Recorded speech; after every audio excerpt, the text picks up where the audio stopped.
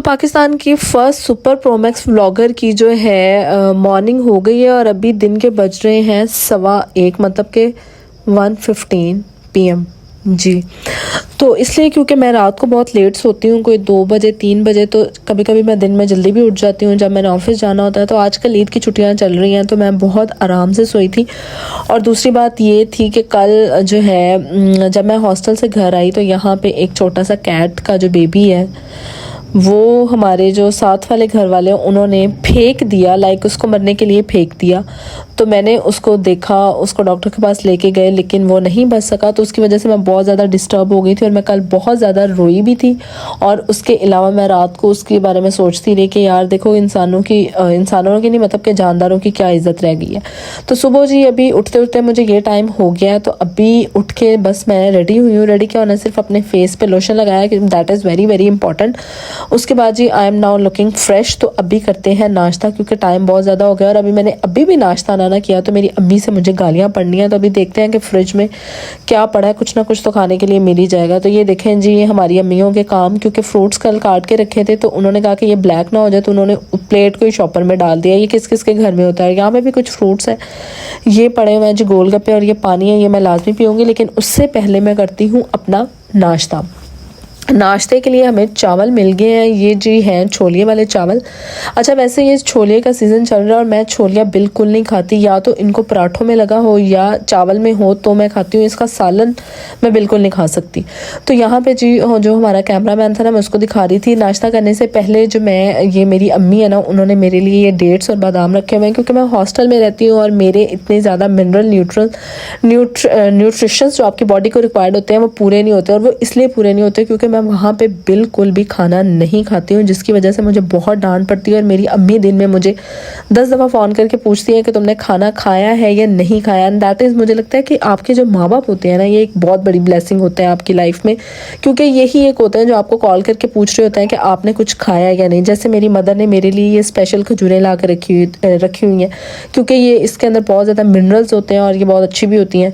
तो मुझे जो खजूर है वो बिल्कुल सिंपल खाना पसंद नहीं है, तो मैं इसके अंदर बादाम ऐड करती हूँ। और कल मैं एक और रेसिपी जो खजूरों की जिस तरह मैं खाती हूँ, लाइक अगर मुझे कोई सिंपल खजूर देगा तो मैं वो नहीं खाऊंगी, और अगर मैंने इसके अंदर बादाम या कोई ड्राई फ्रूट लगाया हुआ ना तो उस तरह मैं इनको खा लेती हूँ।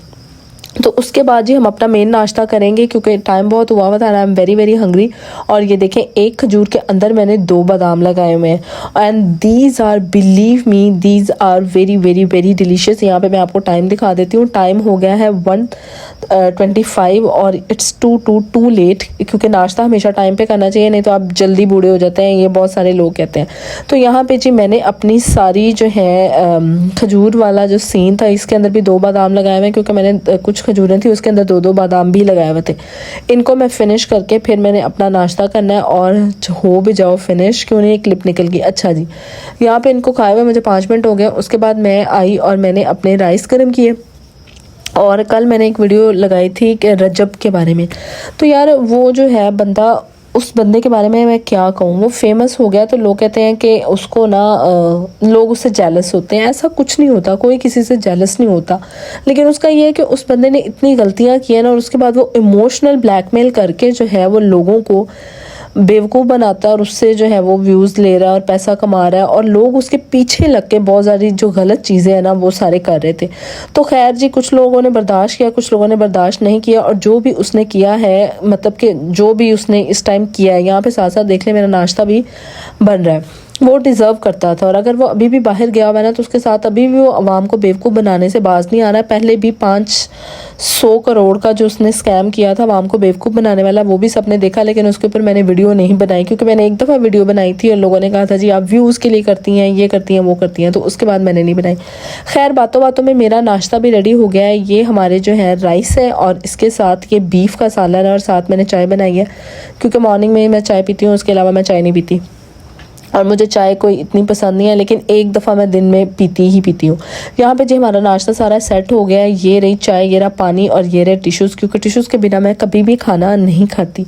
और यहाँ पे जी मेरी इस हालत ख़राब हो गई थी क्योंकि सुबह सुबह का टाइम था। हमें लगता है कि गर्मियाँ चली गई हैं, सर्दियाँ चली गई हैं और गर्मियाँ आ गई हैं, हालाँकि ऐसा नहीं है। हम बिल्कुल जो है वो वार्म क्लोथ्स पहनना हमने छोड़ दी हुए हैं, जिसकी वजह से ये हमें जो फ्लू जो है वो लग जाता है।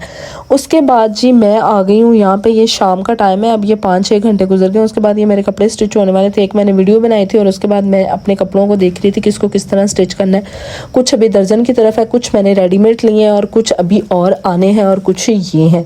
और बाकी ये जो मैं अपने बालों को देखती रहती हूँ। उसके बाद जी ये मेरे फादर थे, इनको मैंने एक दफ़ा कहा है कि सिर्फ मुझे समोसा खाने का दिल है, क्योंकि हॉस्टल में मैं ऐसी चीज़ें खाती ही नहीं हूँ। और यहाँ पे मुझे फ्लू हुआ था और मेरे फादर ने मुझे कहा था कि आप ये चने खाएं। रियली माँ बाप का होना ज़िंदगी के अंदर एक बहुत बड़ी ब्लेसिंग है।